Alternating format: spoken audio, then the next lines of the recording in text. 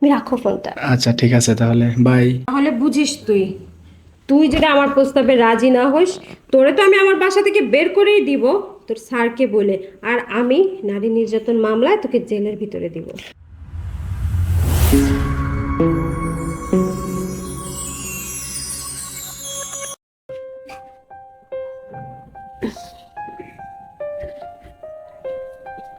এই তো, এই তো দেখতেছি, আর কাছের থেকে দেখা লাগে নাকি? হ্যাঁ জান দেখতেছি, আর একটু কাছে নেও না। অনেক কাছে নিছি, একদম কাছে। আর নিতে পারবো না। তুমি যে কি দেখাইতেছো না, আমার তো মাথা পুরো নষ্ট হয়ে যাইতেছে। তাহলে কি করো, আর কত দেখাবো? এখন তাহলে ঢেকে রাখি, ভালো লাগে না। না না না, ডাইকো না, ডাইকে রাখলে তো আমার ভালো লাগবো না। যেহেতু দেখাইতেছো আর একটু ভালো করে দেখাও। আচ্ছা বলো তো, আমার এটার কালার কেমন হচ্ছে? হ্যাঁ এটার কালার তো অনেক সুন্দর।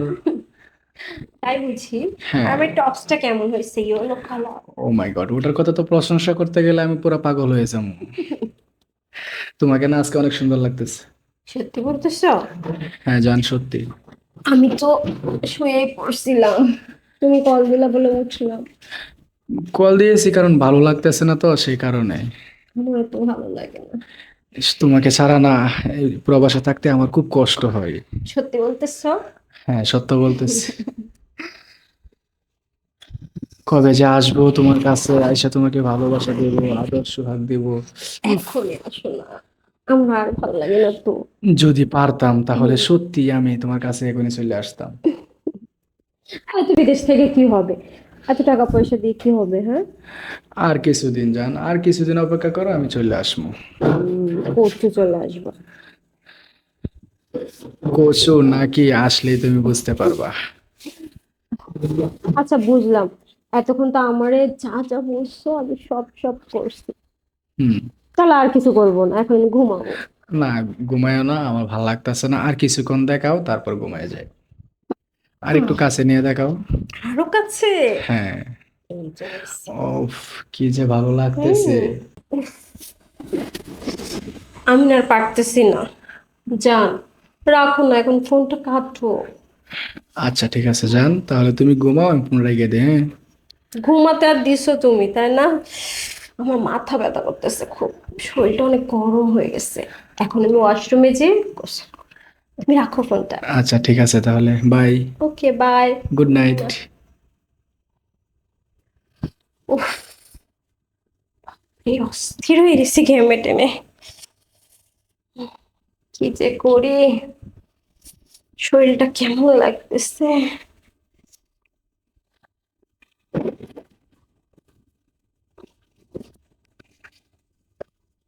এই শোন তো এদিকে।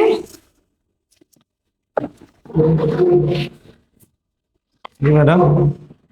ওখানে না, এখানে এসে বল।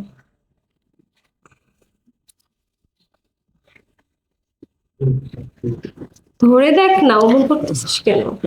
না না, আপনাকে আমি ধরবো কেন? কেন? আমি কি দেখতে সুন্দর না? হ্যাঁ আপনি দেখতে অনেক সুন্দর। তাহলে ধরে দেখ কেমন সুন্দর আমি। না ম্যাডাম, এটা আমি পারুন না। পারবি না কেন? তুই পারবি না কেন? তুই কি একটা পুরুষ মানুষ না? তুই কি হিজড়া? তোর কি শরীরে কোনো সমস্যা আছে? না না ম্যাডাম, আমার শরীরে কোনো সমস্যা নাই, কিন্তু এটা আমার পক্ষে সম্ভব না। আপনি কেন বুঝতেছেন না? আমি আপনার বাড়ি কাজ করি, আপনার বাড়ি কাজ করে আমার পেটে অন্ন আসে এবং আমার পরিবারের সবাই চলে। আর আপনার সাথে কেমন করে আমি এটা করি বলেন তো? উফ, এত কথা বলার তো দরকার নেই।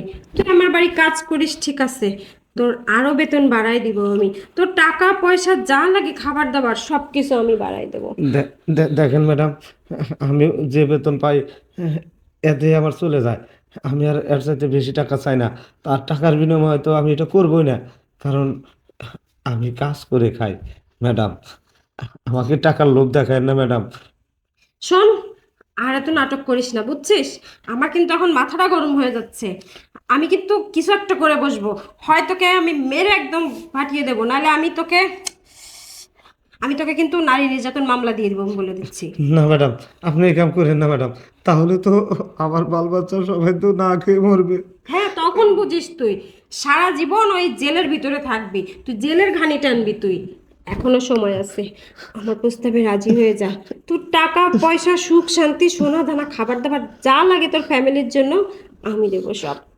বিনিময়ে তুই শুধু আমাকে একটু সুখী করবি, দেখেন ম্যাডাম, আর আমি কিছুই দেখবো না। আমি আপনার নুন খাইছি, সাহেবের সাথে আমি বেইমানি করতে পারবো না। আর ম্যাডাম, আপনি যদি এটা করেন তাহলে কিন্তু সাহেবরা আপনার ঠকানো হবে। ও, সাহেব সাহেব করিস না তো। বিয়ে করে আমাকে রেখে চলে গেছে বিদেশে। তো সাহেব যদি এতই ভালো হইতো তাহলে সে আমার চাহিদাটা কি বুঝতো না? আমাকে এভাবে দিনের পর দিন বছরের পর বছর ফেলে রেখে যাইতো নাকি? আর শোন, তোর সাহেব কি করবে? সব কিছু তো আমার হাতে। আমি যদি তোর সাহেবকে বলি তোকে এই মুহূর্তে চাকরি থেকে বের করে দেবে। তুই না কি ম্যাডাম, চাস তোর ফ্যামিলি নিয়ে পথে বসবি? না ম্যাডাম, আপনি আমার পেটে লাথি দিবেন না। দেখেন, আপনার বাড়ির উপার্জন দিয়ে আমার ফ্যামিলি সবাই চলে। আর আপনি যদি এই মুহূর্তে আমাকে কাজ থেকে বের করে দেন, আমার বাল বাচ্চা সবাই না খেয়ে মরবে। তাহলে বুঝিস তুই, তুই যদি আমার প্রস্তাবে রাজি না হইস তোরে তো আমি আমার বাসা থেকে বের করেই দিব তোর স্যারকে বলে। আর আমি নারী নির্যাতন মামলায় তোকে জেলের ভিতরে দিব। না ম্যাডাম, এটা করবেন না। আপনার কাছে মাপ চাই আমি, দোহাই লাগে আপনার, আমাকে ছেড়ে দেন, আমি চলে যাই। তোকে তো আমি আর এভাবে যেতে দেব না। তোকে তুমি যাওয়ার জন্য ধরিনি, এখনো তুই ভেবে দেখ তুই রাজি কিনা। কোন বিপদে পড়লাম আমি। ম্যাডাম, ছেড়ে দেন আমাকে। আর ম্যাডাম ম্যাডাম না, আর তোকে এখন ছাড়তেই পারবো না। আয়, আয়।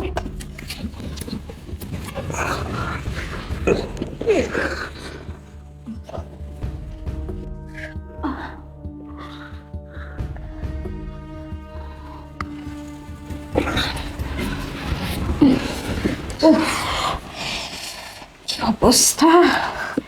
তোর বয়স হয়ে গেলে কি হবে? তোর যৌবন তো এখনো কমেনি, একদম কচি যুবক ছেলেদের মতোই। দেখেন ম্যাডাম, আপনি যা করলেন কাজটা ঠিক করেন নাই।